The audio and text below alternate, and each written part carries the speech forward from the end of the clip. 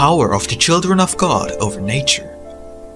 The elements will obey you when you comply with my law, and when you ask it of me for the benefit of your brethren. Have I not taught you that even the unleashed elements can hear your prayer and become calm? If those elements obey my voice, why should they not obey the voice of the children of the Lord when they have become prepared? I have given the Spirit power over the material world, so that it may overcome the trials and come to its destination.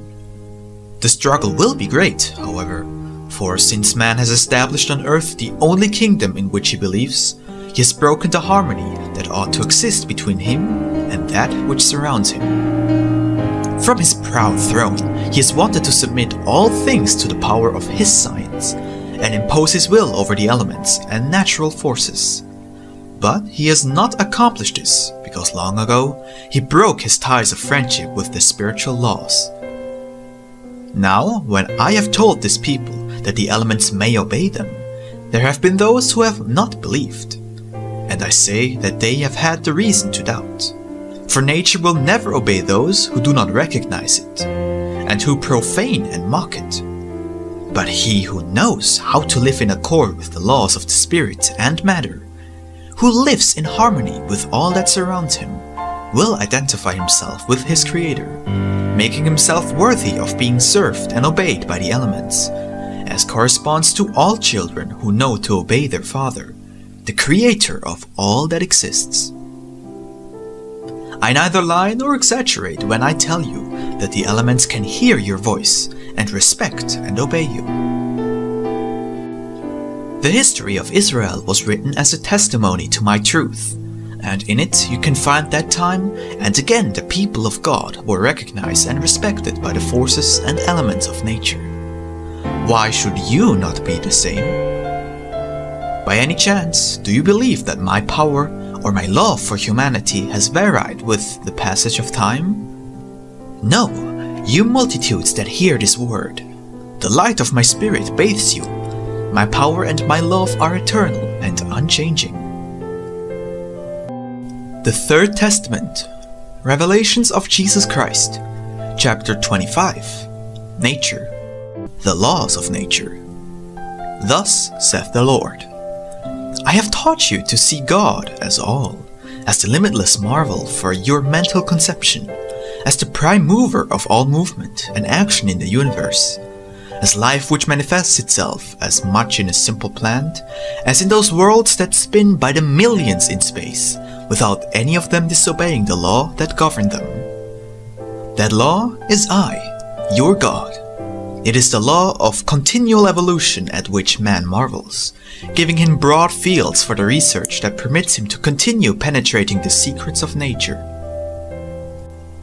Understand that the law is the path devised by the love of the Supreme Creator to guide each one of his creatures. Meditate upon the life that surrounds you, composed of an infinite number of elements and organisms, and you will end up discovering that each body and each being proceed along a path, a trajectory guided by a force apparently strange and mysterious. That force is the law that God has decreed to each one of his creatures. On analyzing these teachings, you will conclude by understanding that truly everything lives, moves, and grows under a supreme mandate. The presence of God in nature. Seek my presence in the works carried out by me, and at every step you will find me. Try to hear me, and you will hear me in the potent voice that arises from all created. For I find no difficulty in manifesting myself through the beings of creation. I manifest myself in a star, or in the fury of a storm, as much as in the sweet light of the dawn. I make my voice heard in the melodious song of a bird, just as I express it in the aroma of flowers. And every expression of mine, each phrase, each work speaks to you of love, of the fulfillment of my laws of justice and wisdom, and of the eternity of the Spirit. Nature is a creation of God, and a parable for the spiritual. Many have made of nature their God, exalting it as a divine fountain of all that exists. But in truth, I say to you that this nature from whose bosom have emerged all beings, the forces and material elements which surround you, is not herself creator. It was conceived and created before the divine maker. It is not the cause nor the reason for life. Only I, your Father, am the beginning and the end, the Alpha and the Omega. All that surrounds and envelopes you in this life is an image of the eternal life, a profound lesson explained through material forms and objects, so that it may be understood. You have not yet plumbed the depth of this marvelous lesson, and men have again erred, for they have taken the life they live on earth as though it were eternity. They have been content to take from it its forms, renouncing all that is contained in this divine revelation, the essence and truth that is found in all creation. I do not come to deprive you of anything that I have placed in nature for the protection, health, sustenance, welfare, and joy of my children. Rather, I tell you that just as I offer the bread of the Spirit and invite you to breathe in and saturate yourself with spiritual emanations, do not ignore nor distance yourselves from all that nature offers you, for thereby you achieve harmony, health, and energy, and through them the complete fulfillment of the laws of life. The irrational beings are guided by instinct, which is its interior voice, its master, its guide. It is like a light that proceeds from its mother nature, and that lights the path that it must travel in life, a path that has also struggles and risks. From them take the harmony that each species lives with. Imitate the activity of those that are active. Take their examples of fidelity or of gratitude. They are examples that contain divine wisdom, because they are creatures of mine, who have also sprung from me to surround and accompany you in your world, and to participate in what I have placed on earth. The power of the children of God over nature. The elements will obey you when you comply with my law, and when you ask it of me for the benefit of your brethren. Have I not taught you that even the unleashed elements can hear your prayer and become calm? If those elements obey my voice, why should they not obey the voice of the children of the Lord when they have become prepared? I have given the Spirit power over the material world, so that it may overcome the trials and come to its destination. The struggle will be great, however, for since man has established on earth the only kingdom in which he believes, he has broken the harmony that ought to exist between him and that which surrounds him. From his proud throne, he has wanted to submit all things to the power of his science, and impose his will over the elements and natural forces. But he has not accomplished this, because long ago he broke his ties of friendship with the spiritual laws. Now, when I have told this people that the elements may obey them, there have been those who have not believed. And I say that they have had the reason to doubt. For nature will never obey those who do not recognize it, and who profane and mock it. But he who knows how to live in accord with the laws of the spirit and matter, who lives in harmony with all that surrounds him, will identify himself with his Creator, making himself worthy of being served and obeyed by the elements, as corresponds to all children who know to obey their Father, the Creator of all that exists. I neither lie nor exaggerate when I tell you that the elements can hear your voice and respect and obey you.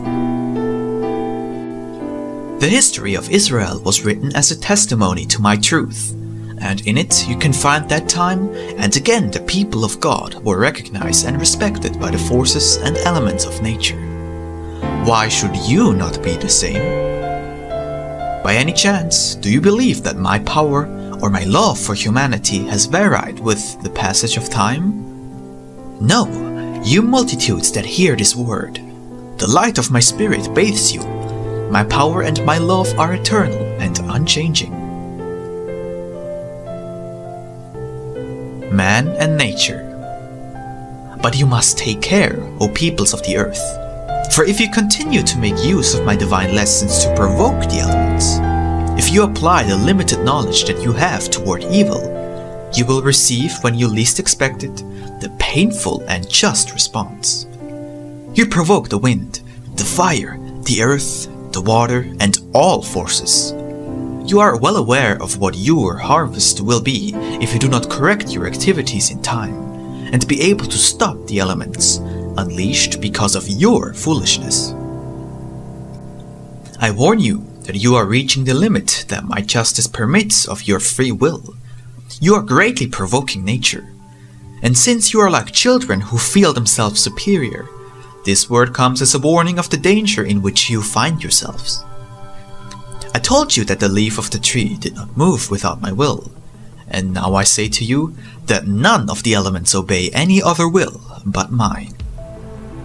I also say to you that nature can be to men what they wish it to be, a mother endowed with blessings, with caresses and nourishment, or an arid desert where hunger and thirst reign.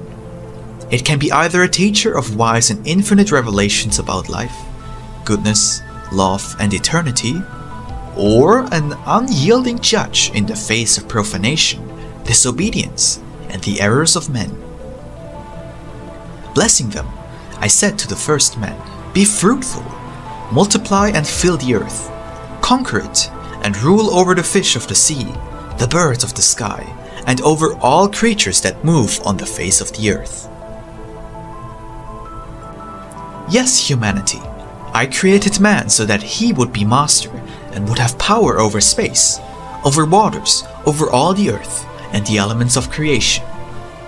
But behold, I have emphasized the term master because men, believing they rule the earth with their science, are truly slaves. Believing they dominate the forces of nature, become victims of their recklessness, ignorance, and lack of preparation.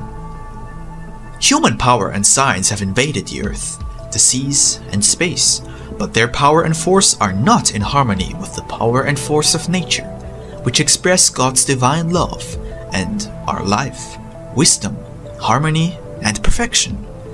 Whereas human power, science, and their deeds are only filled with pride, selfishness, vanity, and wickedness. Do you see the unbalancing of the elements of nature and the twisting they have suffered? Do you realize how you are touched by the unleashed forces? It is because you have broken the harmony that exists between the spiritual and material lives, provoking thereby the chaos into which you are sinking. But when humanity is obedient to the laws that govern life, all will return to peace, abundance, and happiness. How could your works on earth be perfect when I see you hostile to the very elements of nature from which you take life?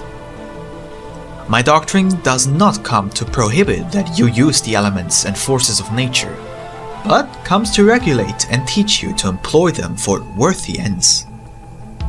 The elements of nature in your hands can change, from friends and brothers to judges who punish you severely. It is time that men harvest the fruit of experience in order to not further provoke the force of the elements, for with all their science, they will not be able to contain them. The tree of science shall be shaken by the fury of the hurricane, and its fruits shall fall upon mankind. And who is it that has unchained the elements, if not man? It is well that the first beings knew pain in order to awaken them to reality, to be born to the light of the conscience, and conform themselves to a law. But why do the evolved, conscious, and developed men of this time dare to profane the tree of life? To those who think that I punish men by unleashing the elements of nature upon them, I say that they commit a grave error in thinking thus. For nature evolves and is transformed, and in its changes or transition upheavals occur that which produces suffering to you when you do not comply with the law, though you attribute it to divine punishment. Truly, within it is my justice. Yet if you, privileged beings containing a spark of the divine that illuminates your spirit, lived in harmony with the nature that surrounds you, your spirit would maintain you elevated above its changes, above the force of the elements, and you would not suffer. What is nature if not a large creature? Yes, disciples, a creature who also evolves, purifies, develops, and perfects itself for the purpose of sheltering the men of tomorrow in its bosom. How many times have you resented its natural transitions for reaching that perfection and attributed it to the punishments of God, not realizing that together with nature and creation, you purify, evolve, and walk toward perfection.